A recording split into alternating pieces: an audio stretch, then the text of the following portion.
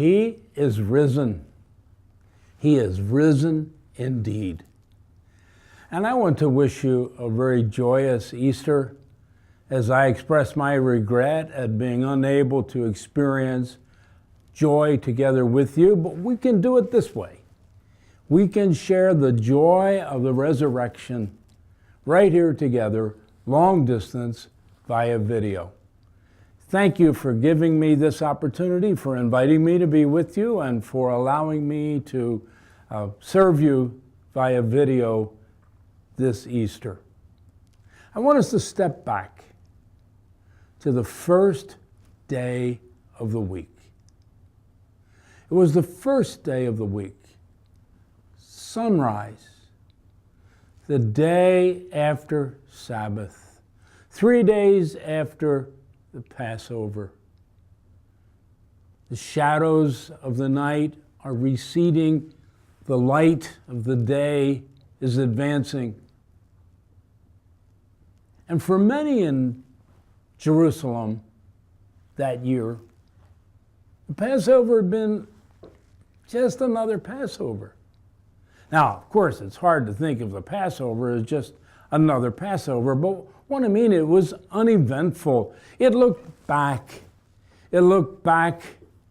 by then well over 1,000 years, almost 1,500 years, to when the angel of death spread his wings across Egypt, and only those lived who had blood on the doorposts and the frame, the form of the cross, protecting their oldest son, their firstborn, against death, and providing redemption. And with that redemption came release, because Pharaoh finally got the message, and he caved, he gave in, he released Israel. They were no longer slaves. And as he released them, the children of Israel also stepped into the riches of Egypt as they collected the wages that were owed them for so long as slaves. And so they left Egypt redeemed, released, and given resources with a high hand, the same kind of hand that we have through the resurrection.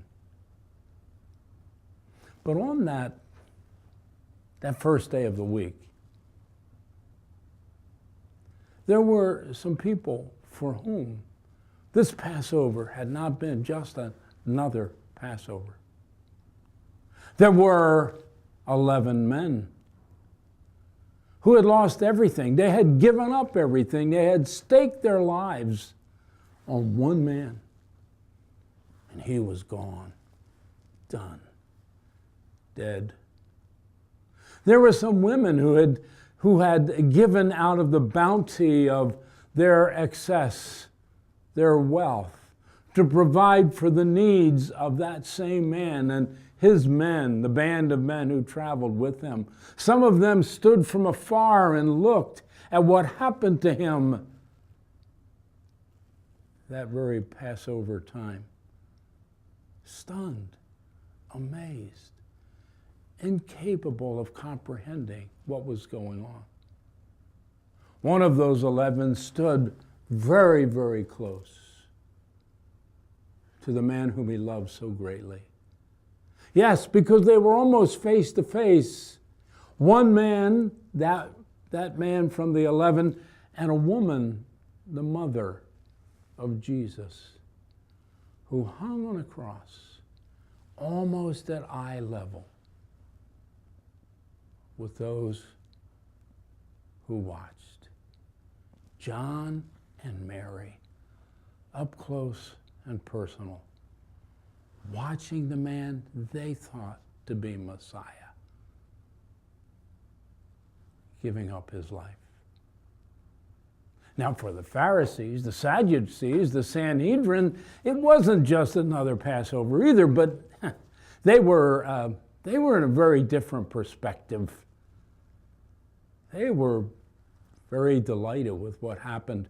They had gotten rid of another pretender, another threat to their way of life. He was gone. He was dead. They had figured out a way, finally, to beat the one who had so frequently devastated them in their arguments. And they were very satisfied at their Passover season. And for the Romans, Passover didn't mean anything to them really, except another opportunity for these rebellious, restless Jews to stir up some more struggle and the possibility of some kind of action that they would have to put down. And so Pilate, kind of shamed into doing what he finally did, washed his hands and went his way. Passover meant nothing to him anyway.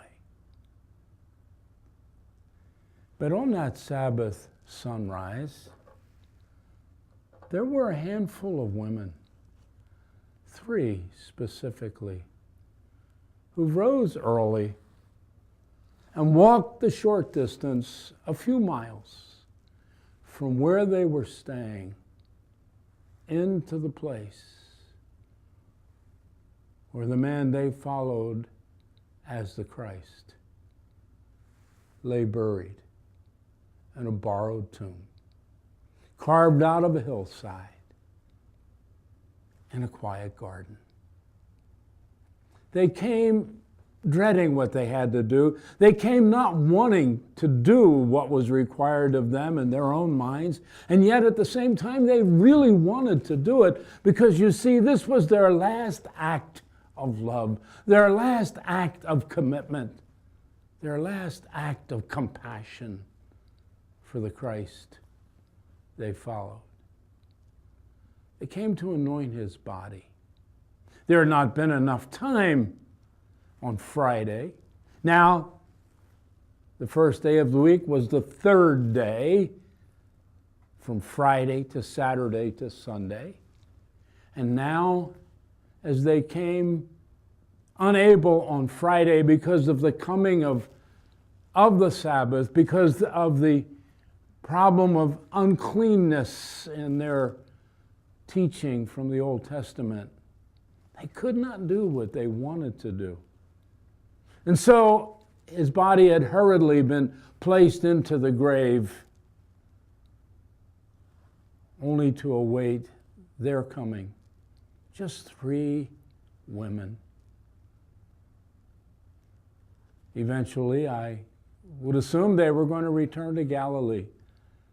But in the meantime, out of love for Mary, out of love for Jesus, out of respect for the one they had served, they came to carry out the last act that they could. They came to anoint his body in death. And so it was at sunrise that these 3 women, Mary Magdalene, Mary the mother of James, and Salome, brought spices. One of them, Mary Magdalene, had been delivered from shame and struggle, and I'm sure she was utterly confused. But she came out of thanksgiving. And they brought these spices so they could anoint Jesus' body. So Mark tells us in Mark 16, verse 1. Mark 16, verses 1 through 8 bring us to the climax of his writing. And they bring us to a decision we must make. It's a decision you have already made. But what we must understand is that this decision, having been made, is not an event, but it's a process. We must confirm again and again and again. Now, it was very early, Mark says in verse 2. On the first day of the week, just after sunrise. I assume they waited long enough for the sun to get started so that they would have enough light to be able to walk and see and walk in safety. And they were on their way to the tomb, and we don't really know what they talked about along the way. Perhaps they reminisced. Perhaps they remembered when each of them first met Jesus, when each of them first began to realize how uncommon he was. Perhaps they recalled some of his teaching. Maybe they talked through some of the miracles they had seen, and maybe they wondered aloud, how can this be? I know he said it would happen, but I just didn't believe him. I don't understand how this can be. But we do know one question that they had. It's at the end of verse 3. It's a natural question. Who will roll the stone away from the entrance of the tomb? One thing they knew, the stone had been put there.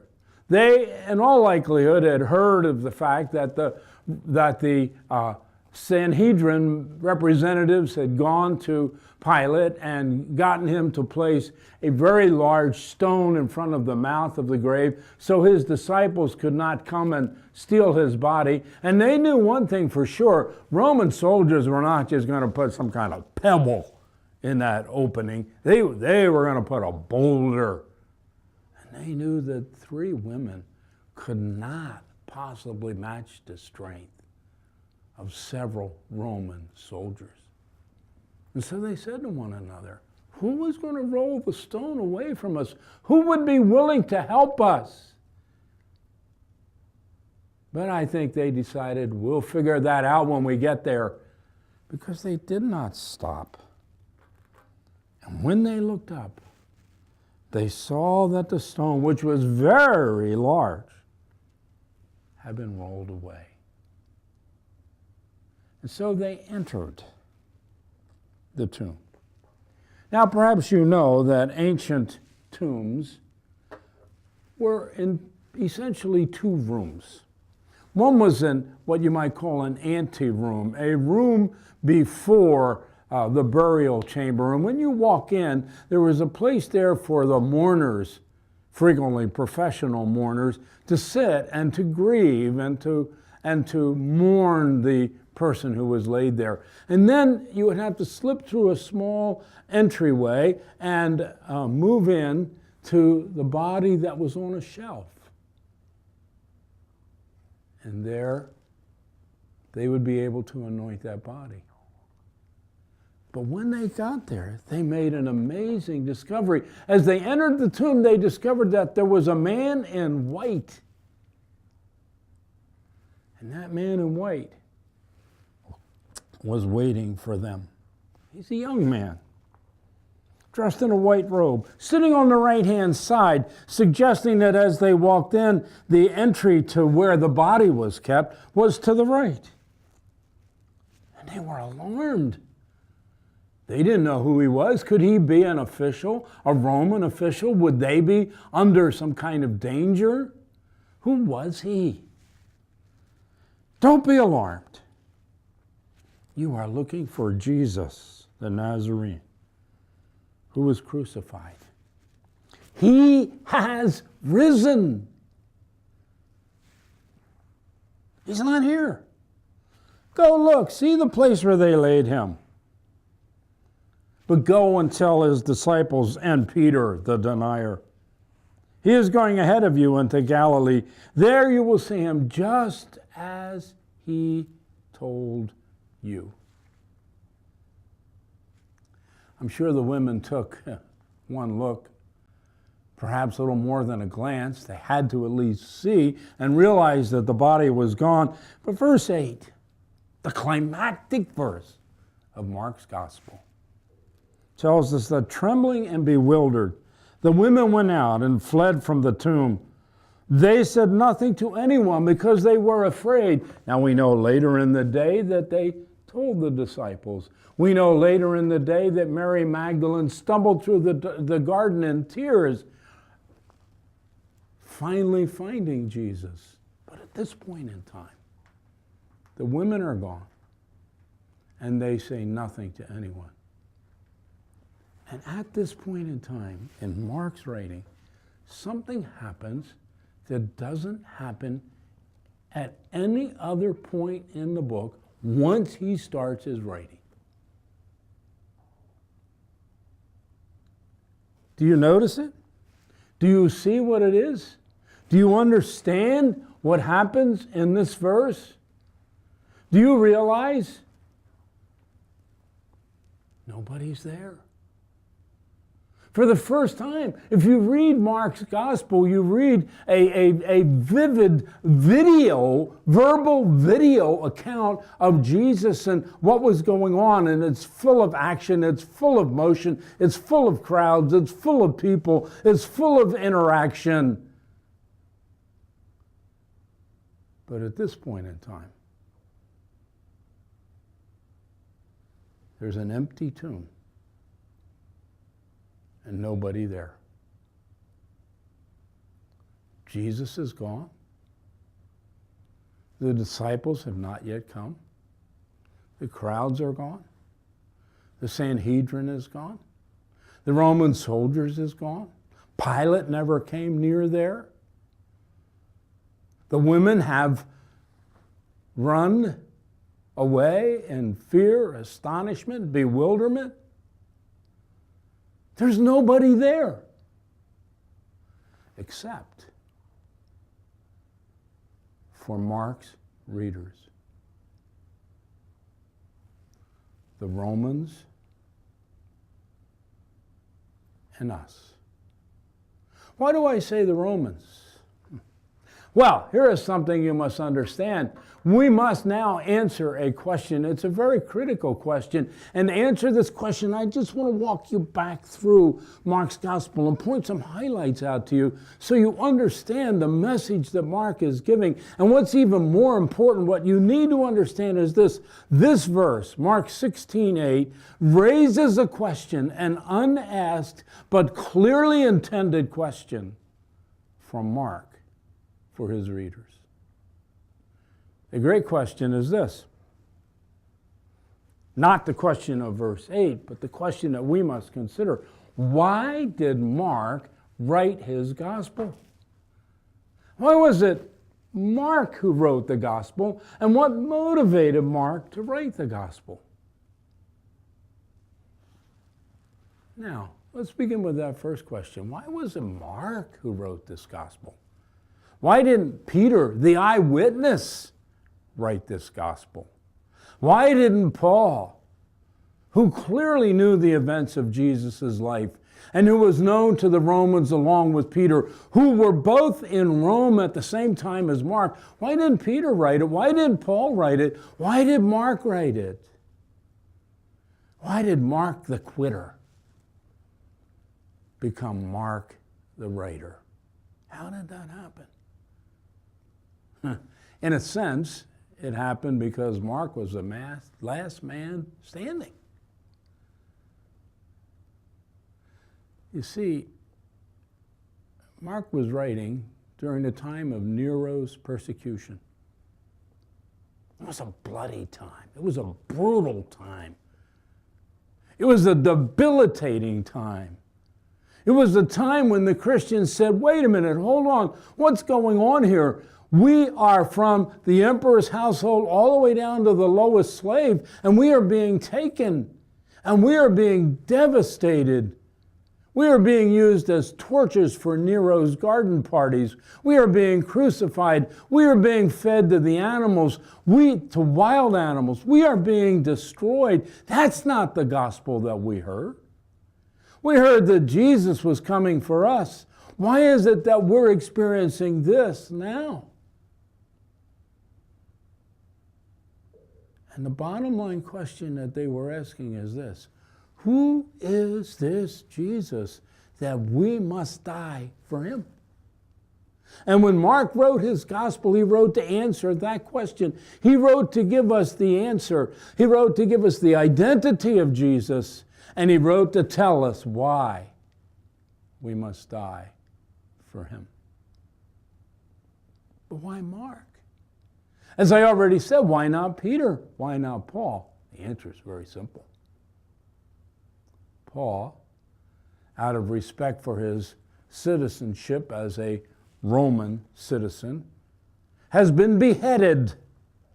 A flash of the sun on a blade. And if there is any dignity in execution for the Romans, beheading was the way to execute one of their citizens.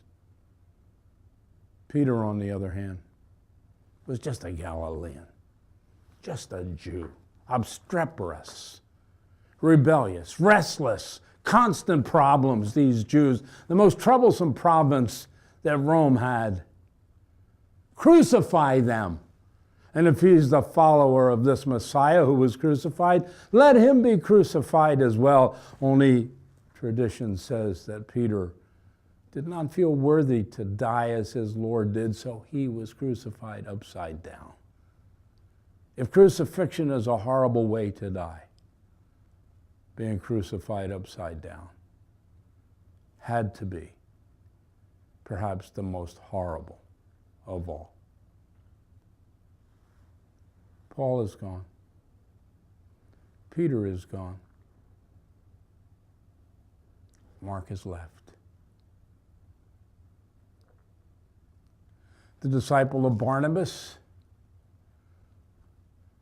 mentored by Peter, restored by Paul, respected now.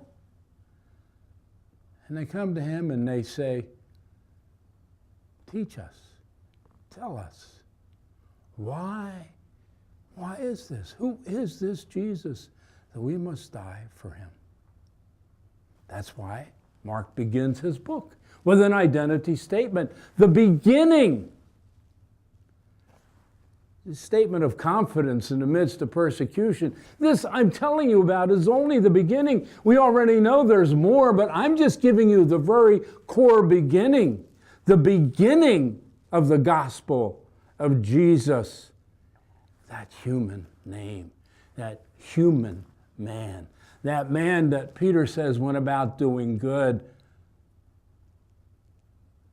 The beginning of the gospel of Jesus the Christ. Oh yes, Messiah, King, ruler. Insanity to even say it, but it's true. The Son of God. It's interesting to read Mark's gospel in light of that title. Early on in the gospel, you see the humanity of Jesus. You see him baptized by John the Baptist, who resisted, but Jesus said, we must do this to fulfill all righteousness. I must demonstrate that as a human being, I fulfill the righteousness that my Father expects of me. And then we see him in the wilderness, 40 days of fasting. We see him subjected to the terrible temptation of Satan. It was severe. Hungry, offered a way to eat. Called to make an impact, to make an impression, to do something of great significance. Jump off the temple. What could make a greater impact than that? The angels will rescue you.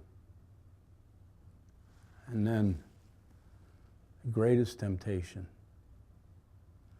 the crown without a cross. The ultimate temptation for all of us. For all of us want the crown without the cross. And you see him in his humanity. You see him in his weakness.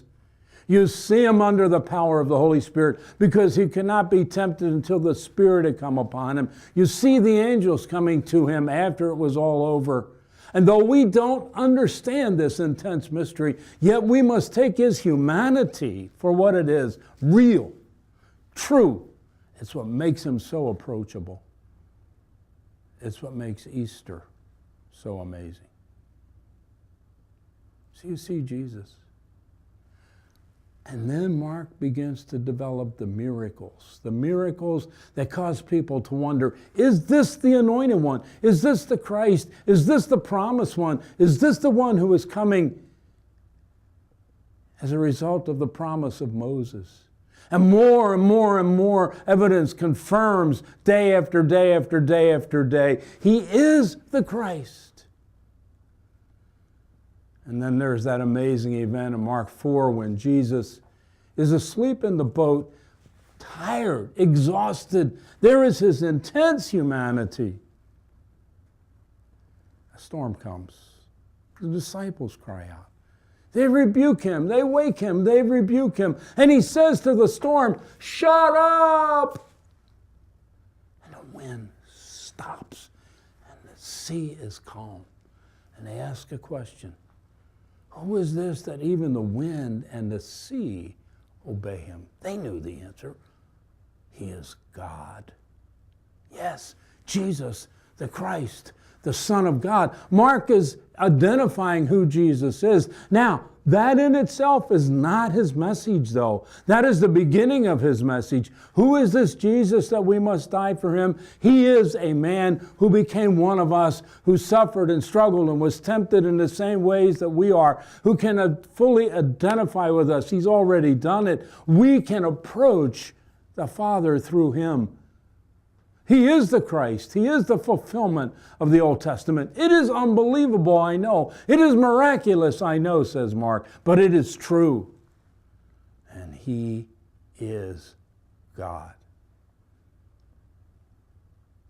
And Mark could have quit after chapter 4,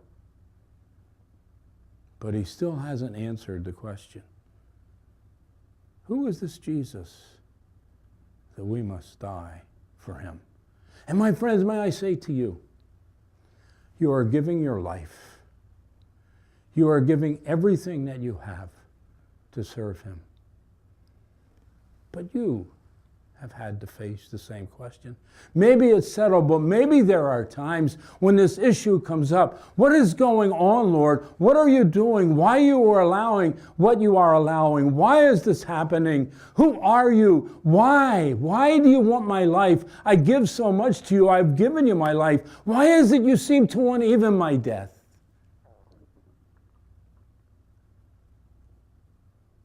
That's the question. And Mark begins to unfold his answer to that question. He does it as Jesus begins to transform his men from followers into leaders. Jesus wants leaders. And that's what this is about. That's what you're about. That's what we're about. Jesus wants leaders. He cannot accomplish his task without leaders. But he needs leaders who are ready to die for him. In fact, who have already died for him. And who will die for him again and again and again and again. And who will live Easter not once a year, but every day of the year. But he raises the barrier that keeps us from being that kind of leader. When he says to his men through the feeding of the 5,000, he sends them a message. You must do what you cannot do with what you do not have for the rest of your lives. That's it, my friends. Brothers and sisters, this is what life is about. You must do what you cannot do with what you do not have for the rest of your lives. Right now, we are in a moment in which I am doing something I cannot do because I cannot communicate this message to your heart. I don't have the power to do that. Only the Spirit of God can do that. Only you can open up your heart and grasp what it means. I cannot do that. And every day as you go about your tasks, you are doing what you cannot do with what you do not have. But it's so amazing. It is so encouraging. There are not words to describe what it's like to see the resurrection power Easter through you day after day after day, because Jesus says, I will do what I can do through you. And what he can do is supernatural. And that's the message that Mark was sending to these Romans. But what is fascinating is how he sent that message. It is very interesting, for example, to look at perhaps the person with one of the people, at least, with the greatest faith in the whole Gospel of Mark. It wasn't one of the disciples. It really wasn't anyone who had grand knowledge of Messiah. It was a woman in Tyre, the city of Tyre, in Lebanon. completely out of Israel, completely out of the Messianic sphere, completely out of knowledge of the Old Testament, off by herself in a desperate, spiritually by herself, in a desperate situation with a daughter who has, a little daughter, who is demonized, and who just comes charging into his presence, cries out to him. And Mark identifies her as a Gentile. Matthew calls her a Canaanite woman. Mark calls her a Gentile. Matthew just says Canaanite because that's clear enough. Canaanite is a Gentile. Mark doesn't stop there. Mark goes further. A Gentile, Syro-Phoenician. Double dip Gentile, not just a Gentile, but a woman. Significant. Who is a Gentile. And who has just enough trust in Jesus to ask for a crumb. And because of her answer, Jesus says, her daughter is delivered. He doesn't go, he doesn't say, he doesn't touch, he doesn't pray, he just declares. There's only one other time that happened, and that was also with a Gentile, a Roman, a centurion. But in Mark's gospel, it was that Gentile woman. In Rome, by the way, women had a more visible role and presence than in other ancient cultures. So Mark is telling a Gentile, about a Gentile, two Gentiles, here, trust in this one, even if it's only a crumb. We know, of course, that not too long after this event, Jesus took his men up to Caesarea Philippi. Now, Caesarea Philippi is just another geographical name in Mark's gospel, but it's not just another geographical place in our Lord's purposes. It's not hard for you to figure out. Caesarea means Caesar, Philippi. Well, there were lots of Caesareas in the ancient Roman Empire. It makes great sense. And why not? If your name is Philip and you rebuild a city and you name it for Caesar, why not identify it with your name? Shows your loyalty to Caesar. And so it was at Caesarea Philippi in the far north of ancient Israel. And the villages around Caesarea Philippi, that's where Jesus said, "Who do men say that I am?" Peter answered, "You are the Christ." And in Matthew, he said, "You are the Christ, the Son of God." Perhaps you know that the Caesar for which Caesarea Philippi was named was Julius Caesar. Perhaps you know that Julius Caesar adopted a son who called himself Augustus and who became known as Caesar Augustus and who began to call himself the Son of God. Isn't that fascinating? That this itinerant carpenter was ragtag fisherman and leftover tax collector chooses Caesarea Philippi to allow his identity to be revealed. What's even more fascinating is that Caesar Augustus, the Son of God, was the Caesar, the Roman emperor, for the first 14 years of Jesus' life. The Son of God ruled over the Son of God. This carpenter who ended up a piece of human garbage on the dumpster of history.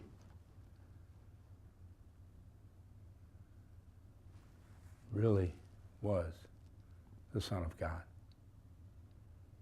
I find it fascinating, though, that when Mark gives the answer that Peter gave, he doesn't give the full quote. In Matthew, Peter said, "You are the Christ, the Son of the living God." And Mark, he only said, "You are the Christ." Yet Mark's gospel is really Peter's memoirs. Mark was not present for much of this. He was younger, so he was not present for much of this. These were realities that he heard about, that he knew by hearing about them. He heard Peter talk about them. He heard others talk about them.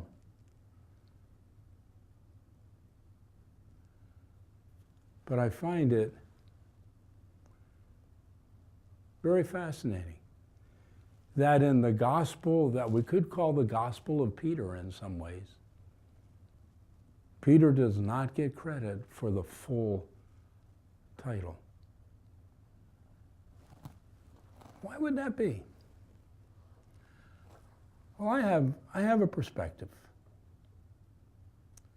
I think that the role of premier theologian in Mark's gospel is reserved, not for Peter, but for another man,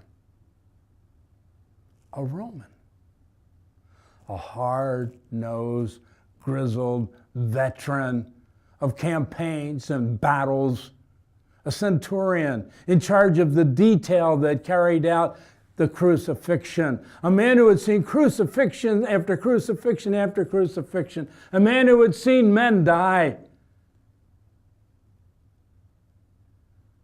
and a man who makes the most theological statement in the book. When as he stands at the foot of the cross, he says, "Truly, this was the Son of God." Do you catch the import of that? Do you understand the significance of that statement? Do you realize that in the mouth of this uneducated, untrained, this non-theological, this sword-bearing, a shield-carrying, helmet-wearing, hard, tough taskmaster, this man sees Jesus for who he really is? Why? Why? The Syro-Phoenician woman, not just a Gentile. Why Caesarea Philippi? Why truly this was the Son of God from a centurion? Can you begin to see the impact of these words on the Romans? Can you see the Romans as Gentiles identifying with this woman, knowing that they have received crumbs that have turned into banquets? Can you sense the reality that this Nero, who would be regarded as deity within his empire by some at least, other emperors were? Do you realize what Jesus is asserting, what Mark is recording? Do you understand the impact of a centurion, a Roman centurion, on Roman readers who now with us stand in that tomb? And now we get the answer.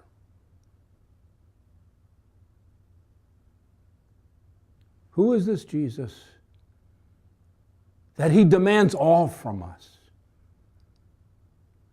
Who is this Jesus who, when we think we've given all, comes along and says, "There's more"? Who is this Jesus who reaches into the folds of our hearts and says, "There is a hard spot right there"? And we say, "No, no." He says, "Yes, yes." Who is this Jesus that never lets go? Who is always reaching for more? Who is he? Jesus, who identified with us, the Christ who demonstrated himself to us, the Son of God who governs the universe. This Jesus is the one who died for us and rose from the dead. Do you see the connection between the two climaxes of the Gospel of Mark?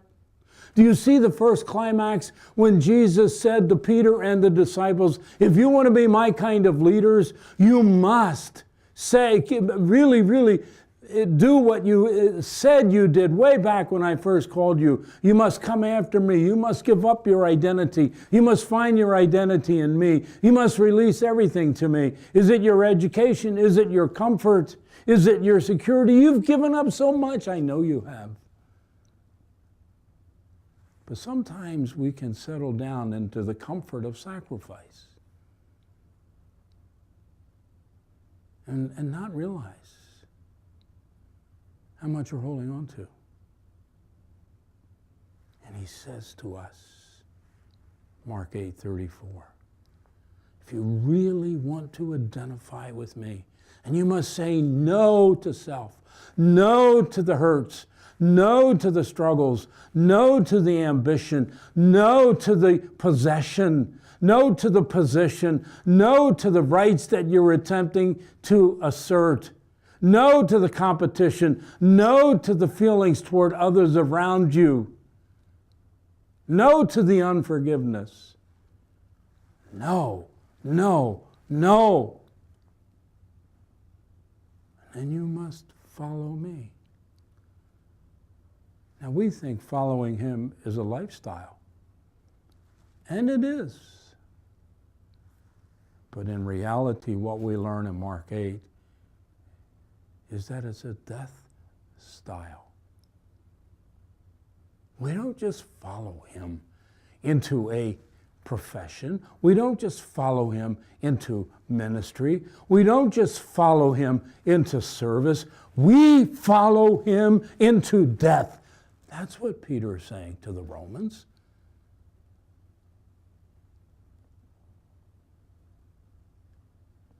So let's suppose that we are in that tomb. And we look and we see the body's gone. And we look at that. Like the women, we're bewildered, we're stunned, we're amazed.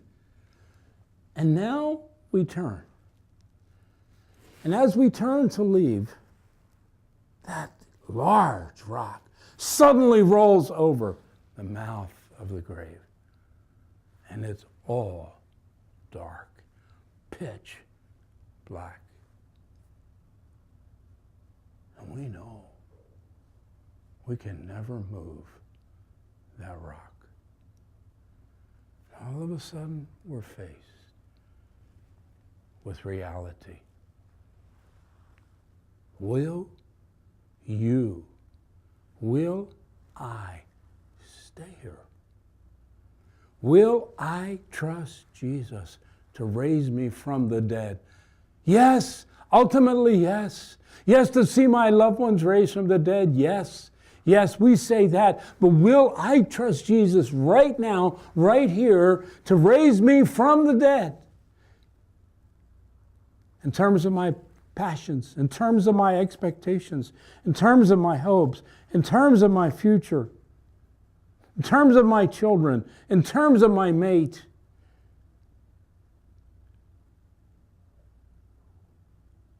In terms of my aging parents far away.